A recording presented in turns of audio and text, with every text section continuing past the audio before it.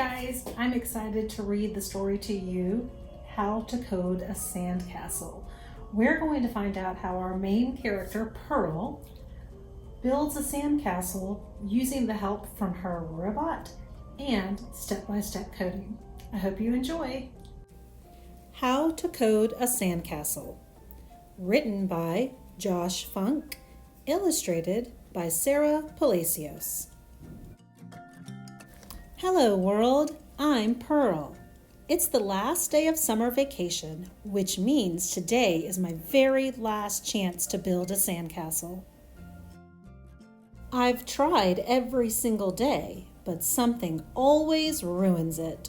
First came the flying saucers, then the shark attack, and maybe worst of all was the moat that Ada Puglace added. But today, I've got the perfect plan. I've brought my trusty, rust-proof robot, Pascal. Say hello to the world, Pascal. Hello, world. He'll do whatever I tell him, as long as I tell him in code. It's not a secret code. It's special instructions that computers understand. Now, build a sandcastle, Pascal. Thinking. I guess he doesn't know how to do that. But a coder takes one big problem and breaks it into several smaller ones. If I give Pascal enough instructions that he does know, we'll build this castle in no time. It'll be easy. Small problem number 1. Find a place to build. Pascal, find a flat spot away from all dogs and frisbees. No, Pascal, we need to be on land. Too far. I guess I need to be very specific with my instructions. Pascal, find a flat spot on sand that isn't too close to the water. This isn't as easy as I thought, but at least we have a place to build. Small problem number 2. Gather up sand. Now we'll need a huge pile of sand. It's very important to tell Pascal everything in the correct sequence. That means the right order. Number 1, fill the pail with sand. Number 2, dump the sand on our spot. Number 3, pat the sand down. Great job, Pascal. Now let's do it again. Fill the pail, dump the sand, pat it down. And again, fill, dump, pat. This is getting so boring. There must be a coding trick I can use. Aha! A loop! Pascal, loop through this sequence. 1. Fill the pail with sand. 2. Dump the sand on our spot. 3. Pat the sand down. You can see in the pictures that Pascal is doing that loop over and over. This still might take a while. I'm going to relax while you work.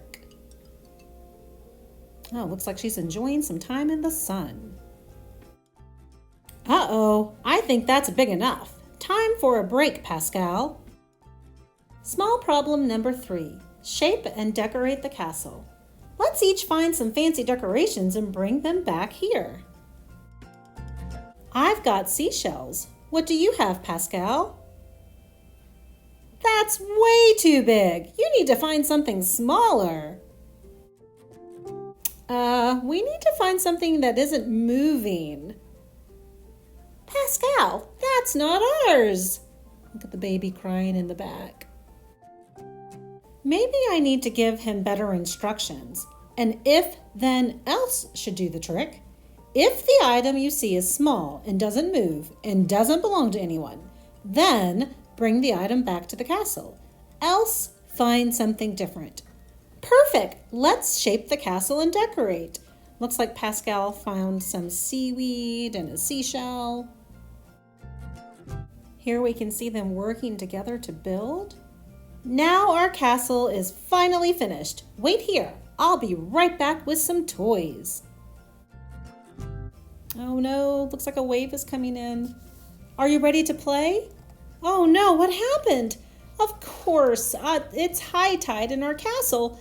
It's all gone. You see the pug that's back? Go ahead, she says. P. You can't make a moat today. Wait, a moat? A moat would have protected the castle from the tide. If only I had thought of a moat earlier. It took half the day to figure out how to code the sandcastle. But hold on, I already wrote the code to build a sandcastle. I can easily use all that code again. Number 1, find a place to build. Number 2, gather up sand. Number 3, shape and decorate the castle. But we're not done. Now we've got a new problem. Small problem number 4, build a moat. I think a new sequence should solve this problem. And I know how to write one of those. Let's try. Number 1, dig around the outside of the castle. Number 2, fill the pail with sand. Number 3, empty the pail away from the castle. And we need to repeat that until we've gone all around the castle. I know another loop. 1, dig around the outside of the castle. 2, fill the pail with sand. 3, empty the pail away from the castle. That's enough, Pascal. Hooray! Our sandcastle is finished and safe from the ocean. Let's play. Hey, Pascal, now that we know how to code one sandcastle, we can code an entire kingdom.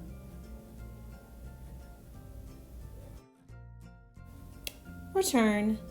The end. Did you love that book? I know I enjoyed reading it a whole lot. I hope you learned a little bit more about what coding is, how it gives you precise step-by-step directions for how to solve small problems.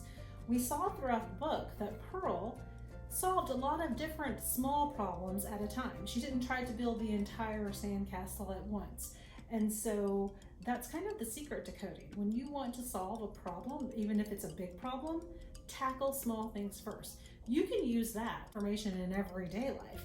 Maybe you've got to clean your room because your parents told you, hey, your room's a mess. I think I need you to clean it up. Instead of thinking, oh my gosh, I've got this entire room to clean up, you tackle a small bit at a time. Maybe you just put your toys away first. Next, maybe you move on to putting your laundry away, and before you know it, your entire room's going to be clean. I hope you enjoyed reading the book, and let's learn a little bit more about coding.